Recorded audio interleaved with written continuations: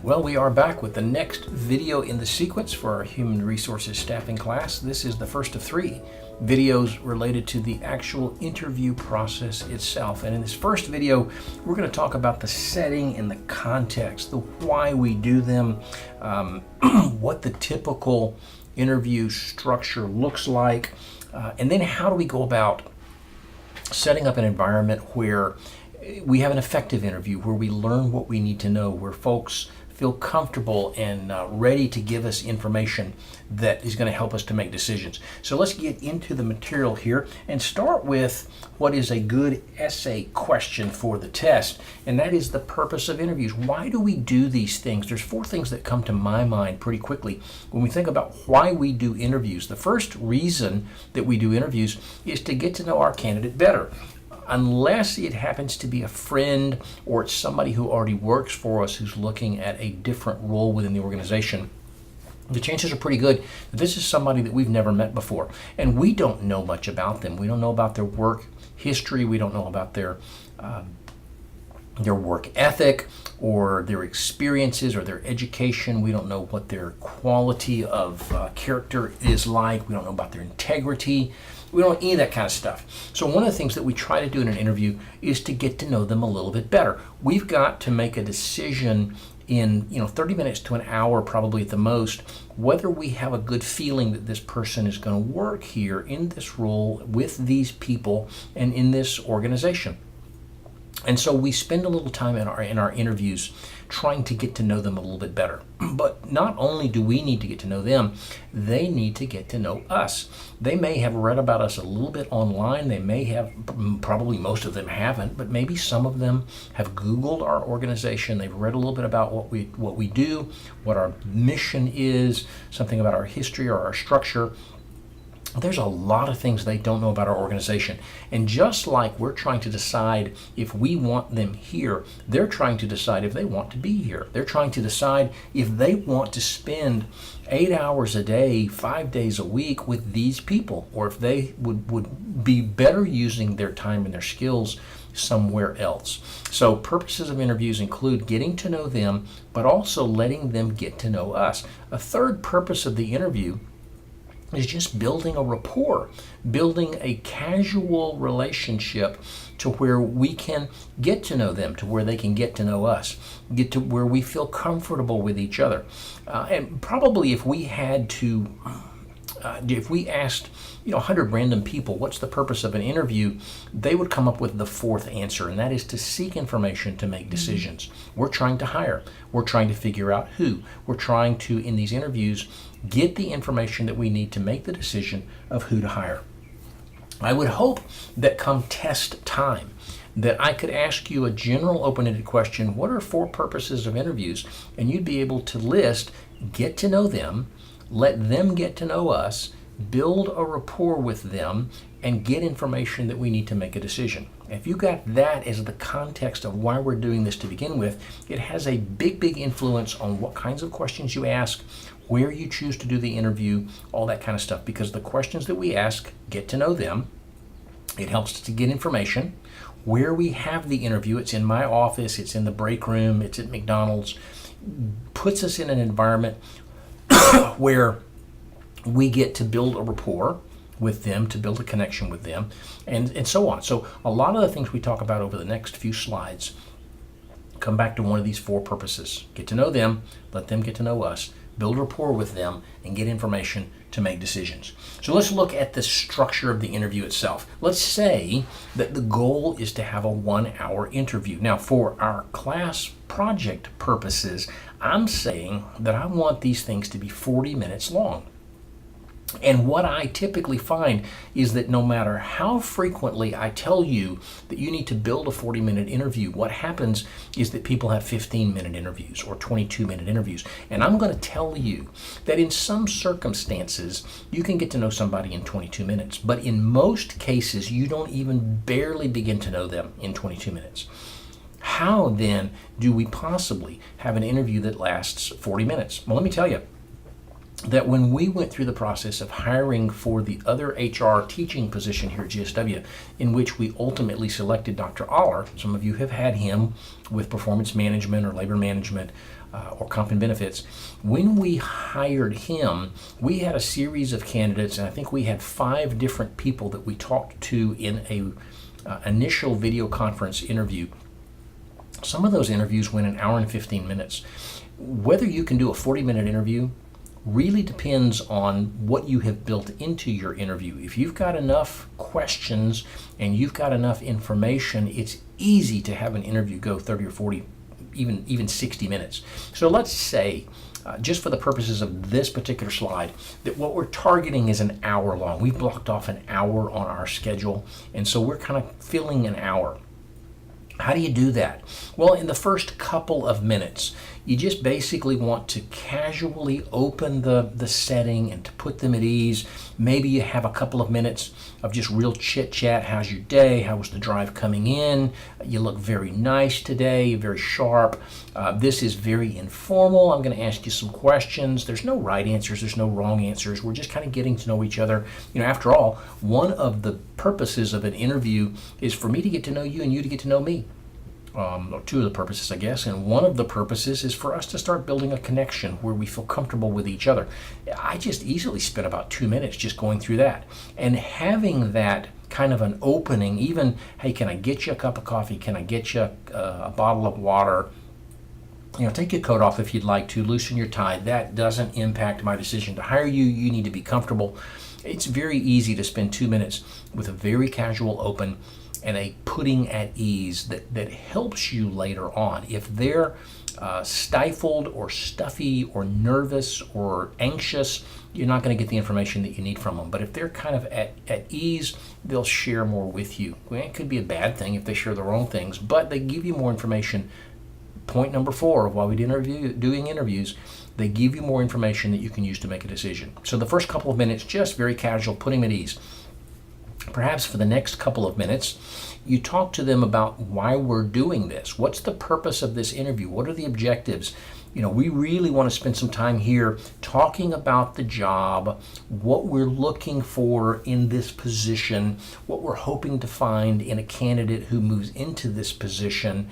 We're trying to assess certain qualifications and things that we think are important to success in this job, and the degree to which you possess these things, areas where we see some promise that we could bring you on and we could start training you in some areas and so forth. So it's not going to be too difficult unless you get rushed. You could go through the casual open and the purpose in less than a minute between the 2 of them. But if you put some thought into it and you put some explanation into it, it's very easy, as you see, to put them at ease over the first couple of minutes, to talk about why we're doing this interview and what our goals are for this interview. And then maybe in 2 or 3 minutes, you can talk about the basic job summary. And that might also include, let me tell you a little bit about our company. Have you done any research? What do you know about us? Very, very good. Let me tell you some more about the company itself, why we're here, what we do, and then in the context of the company and what we're trying to accomplish, what this job does. And you don't read from the job description, but from off the top of your head, here are some of the things that this person will do in this job. Here's some of the essential functions and what that looks like and why that's important and how that contributes to the overall success of the company. One thing that people like to know as they step into a job is how what they do matters. How sitting there at that computer for 8 hours a day contributes to the success of the organization. So understanding the goals of the organization and understanding the role of this job helps us to make a connection between those 2 things. So in 2 or 3 minutes maybe, very, very short overview of what this job is, what's required as a holder of this job in terms of the functions that they're going to see, the essential functions. After that 5 to 7 minute introduction thing, now we start have questions for the candidate, and we may block off 25 or 30 minutes. How many questions I frequently get asked, do I need to have to fill 25 or 30 minutes? And my answer is, it depends on what the questions are, because some questions only take 2 seconds to answer, and some questions take 3 or 4 minutes to answer. If you have 4-minute questions, you need 8 of them. If you have if you have 20-second questions, you need like 100 of them. So it depends on the questions. So obviously, the more you can get them to talk, the longer or that they're going to take in the interview, and the easier it is to fill up 25 to 30 minutes. As a general rule, I'd say that you maybe figure on a minute to 2 average per question if you have good questions. So you might need 15 to 20 questions to fill up 25 to 30 minutes. We'll talk more in the second interview lecture on the kinds of questions that we might ask. So we'll pause on that for now. But in the big picture of things, in an hour, half the interview time is the questions that we're asking the candidate. That's something that you probably want to remember from this material for the test purposes. Anywhere from half to 2/3 of the overall interview, when it's done right, is the candidate talking to us and we're listening to them. If you're ever in an interview where the interviewer does most of the talking, you can pretty well bet that either you have got this thing locked up or you have no chance whatsoever, because their purpose is to get to know you, and if they're talking, they're not getting to know you. After that 25 to 30 minutes of questions related to the job description and the essential functions and the KSAOs, then we say, what questions do you have for us? Here's where you might lose part of your hour, because a lot of times they aren't prepared and they have no questions. We encourage everybody to do a little research on the company and have some questions for the interviewer. If nothing else, what do you see this role developing into over time? What opportunities are there for growth within the organization? What level of autonomy is there in this job, being able to make decisions versus just following rules and procedures and things like that? Those are all great questions. But hopefully they'll have some questions for us. And I think for the purposes of this project, the communications teachers are encouraging their students to come up with some questions.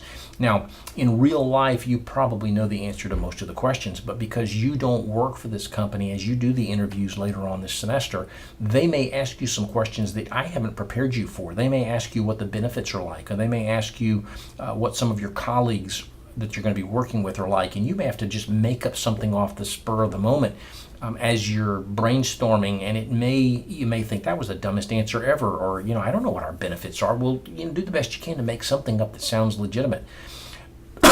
If they can come up with a handful of questions that you can talk about for a minute or two. They ask you about the benefits.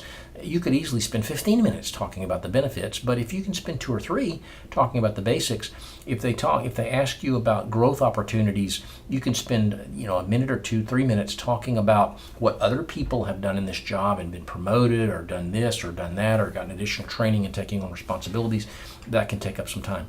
The next few minutes toward the very end is the wrap up and the next steps. Well, I've learned a lot about you, and I appreciate you being so open to me. I hope that I've given you some information that get you closer to the point where you can decide whether you want to be a part of our team or not, whether you'll feel comfortable or capable. Here's what's going to happen. We've got a handful of what appear to be really good candidates. You're one of several, and we're interviewing all of them over the next week or so. You're the second one out of 6, or whatever. But over the next week or so, we're going to have some more interviews. It's likely that we're going to ask some of our candidates to come back for a second interview if that's the case. But the next steps, what I encourage you to do now is just to feel good about your interview, to go home and relax a little bit, and just give this some time. And probably in the next week and a half to 2 weeks or so, we'll be contacting you to tell you what's next. Either thank you for your time and we found some folks that seem to fit a little bit better, or hey, we're really interested in you, and what do we do next? You can spend a couple of minutes talking about the big picture of what's going to happen in the next few days and the next few weeks. And then the last minute is just the recap of the whole thing. Again, we really appreciate your interest. It's really exciting to us that really talented people like you are interested in working with us. We appreciate the time. We know that you've given up something to be here. You've taken time off of your job, or you're taking time away from your family. You've gotten dressed up nice. So thank you for your interest. Thank you for your time today. Do you have any last questions for me? remember that this is what's happening over the next little period of time. It's been great meeting you today. Let me walk you out so that you can find your way back. And if you go through all of those things and you develop it well, you'll find that an hour goes by really, really quickly. So that's the structure of the interview. We've talked about the purposes of the interviews. Here's the structure of the interview. Next, we want to think about the setting. It's again, if one of the goals is to build rapport and to get information, the more you put them at ease, the easier it's going to be for you to get the information that you need. So a warm, inviting atmosphere is important. That might mean that you need to get out of your office because you have a very, very significant home field advantage when you're in your office. I mean, it's tough enough for them to come to your building, but if they go to your office and you close the door, you're surrounded by comfort and they're not. So maybe it makes sense to meet them somewhere else, meet them for lunch somewhere, or it's kind of hard to talk over food because you're not going to be eating your sandwich when you're answering questions, but go to the break room or go to the lounge or something like that where it's not quite as intimidating as somebody's office. There's not a desk between you. You're not in a chair that gives you some sort of semblance of power. Make sure that the setting is friendly. Make sure the setting is low stress for them. Again, the more comfortable they are, the old saying is that loose lips sink ships. The more comfortable they are, the more they'll talk to you about their experiences and their knowledge and so forth, and the better you're going to have information that you can use to make a decision. The setting also needs to consider the participants. Is it just going to be me interviewing you, or am I going to have somebody from HR and a manager and a VP and whatnot, and it's going to be a tag team? I've done both. A lot of the interviews that I have conducted in the past to hire people, it's just been me and them one-on-one. But I can remember a time when I worked at the hospital where we were hiring somebody for our education department, and we had the entire education staff, and there were like 5 of us sitting around a table with one of them, and we kind of took turns answering question or asking questions. It can be very intimidating to have 5 people there, but because there's different people asking questions, they are able to interact with more people at one time. And they can kind of pick the ones that seem to be more intimidating and balance them with the ones that aren't. So how many participants, what setting? And then the location. We talked about the warm, inviting atmosphere. Do we do this in an office? Do we do it in a conference room? The critical thing in that is to find what it takes to reduce their stress level. But overall, we keep in mind that it is very, very important that we're professional in what we do. Because if we aren't professional, we send a wrong image, we can turn them off almost immediately. It's also important to remember back to chapter 7 when we talk about the procedural fairness, that all of the settings are the same for all of the candidates, and that the interaction, the interactive fairness, interpersonal fairness, whatever the terminology was, is such that they feel good about this whole process. So there's the setting after we've talked about the structure. The last thing I want to talk about in this particular video is the approach. And this is a great question for consideration for a test and for your basic understanding. We can take 2 approaches when we're doing interviewing. We can either look towards hire, or we can look away from hire. What does that mean? Well, very simply, if our approach is towards hire, we're asking questions looking for reasons to hire them. So we're gathering information that supports the decision to hire them.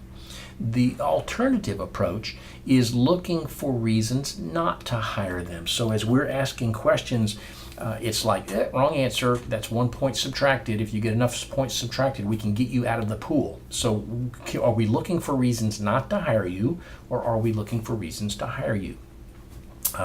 My brother-in-law was very famous. He passed away a number of years ago, but it was very famous. It was a family joke that he was very demanding when he went out to eat. And as he would place his order, as he would eat his food, he was making mental notes about the server and how frequently the server came and filled up the tea. If he ever had to ask for tea, it's like you just lost $1 off your tip. And he was looking for, he had an approach away from tip. He was looking for reasons to reduce that tip or to ultimately get to a 0 tip. Whereas a lot of people who go out to eat look for reasons to tip. You did a great job with this. Oh, you just bumped your tip up a little bit. And oh, you just filled my tea without asking. And oh, you came and asked how it was going and you got this stuff quickly. All these are great reasons to increase your tip, from 8% to 10 to 12 to 14, whatever. That's the same concept with hiring. We bring our candidates in and we're either looking for reasons to say yes or we're looking for reasons to say no.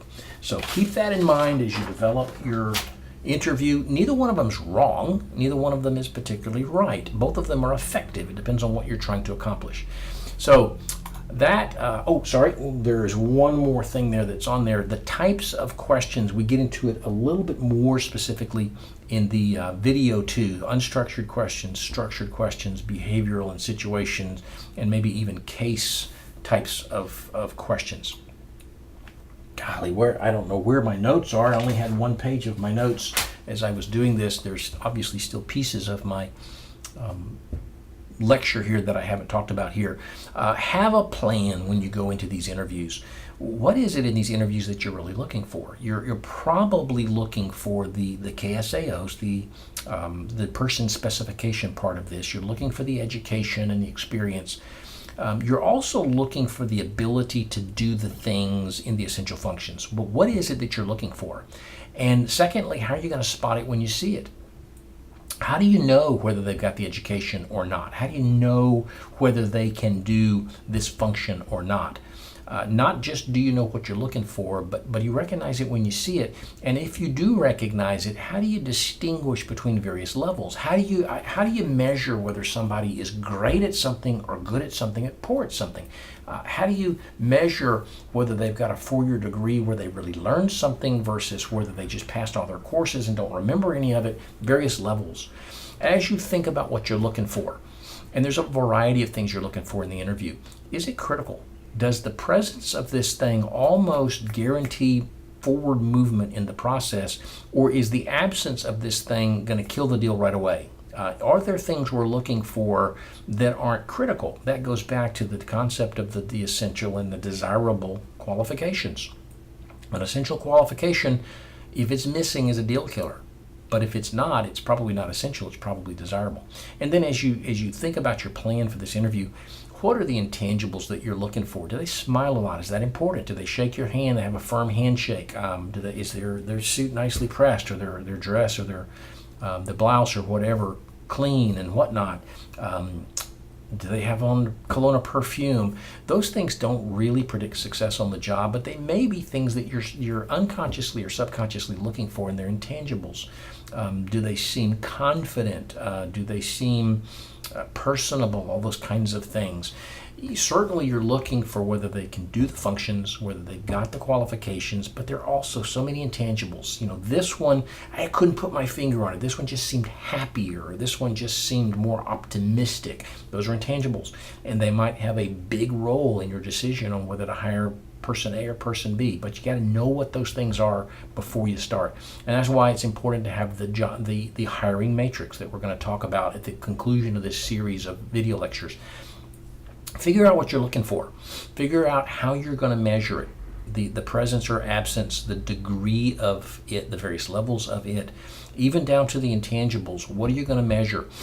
Does the quality of their resume factor into whether you hire them or not? That may be an intangible. It may have nothing to do with whether they can do the job or not, but by golly, if they have a cluttered looking resume, they've lost some points in this process, so forth. All right, let's click again. There's more. Keep in mind the fairness things we talked about earlier in this video, and also in Chapter 7, the distributive fairness, the procedural, and the interactional fairness. You can't really control the distributive fairness perceptions, but you can control the procedural and the interactional fairness. Make sure that whatever we do in this process does not open up the possibility for claims of discrimination. So, as we will say in the next session, the next video, every question has a reason. Every question has a purpose. Every question connects directly to an essential function or a KSAO. and nothing is phrased in a way where you can say you're obviously looking to find out whether I'm this or that, whether I'm conservative or liberal, whether I'm LGBTQ or whether I'm straight, or that cannot factor into it all. And nothing that we do can give the impression that we're fishing for that information. So make sure that what we do doesn't open up opportunities for discrimination. That's the end of the slideshow. Yay! Okay, the end of interview video 1. Take a break, get you a cup of water, get ready for interview video number 2, which I think gets us most of the way through the process of developing those questions and the hiring matrix, and puts us well positioned towards being able to start doing interviews here in the very, very near future. Hope you're looking forward to that and you're feeling more confident with that. Certainly as you get the questions and you get the matrix and you get a chance to kind of think through it and practice and get your notes together, you're going to be much more comfortable with that. Along those lines, the first interview almost always goes worse than you hope that it will, but you learn from that and you get better with the second one and better with the third one. And by the time you get to your last interview, you're going, man, I'm good at this. I wish I could go back and redo the first one.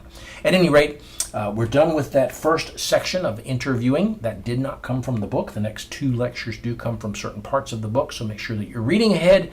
You're learning what the text says about these things. A lot of times my videos don't really go along with the book because I'm kind of talking to you from my experience and what I think is important. So the combination of what it says in the book and what I talk about in these lectures probably gives you a pretty good comprehensive overview as to this particular concept. That's plenty for now. I'll talk to you again real soon.